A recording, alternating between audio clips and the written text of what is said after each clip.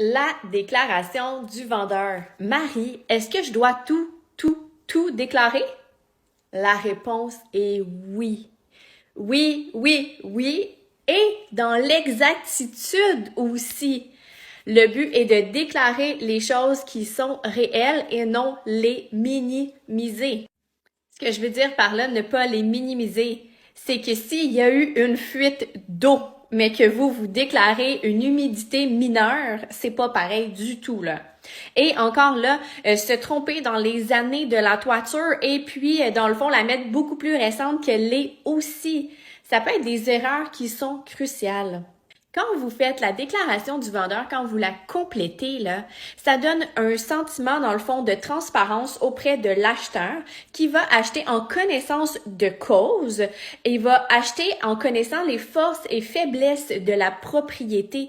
Et lui aussi sera plus en confiance et pourra également prévoir les dépenses suite à sa prise de possession.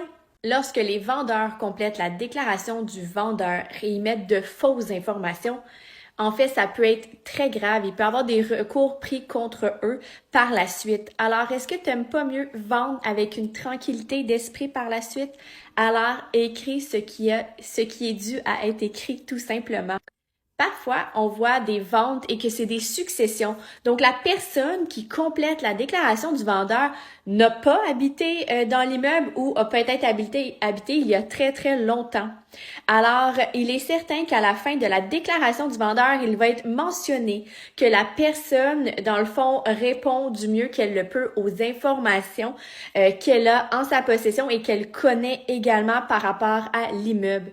Mais ça arrive très régulièrement lors de successions, justement, que les gens répondent au meilleur de leurs conditions. C'est écrit à la toute fin, donc on achète en connaissance de cause.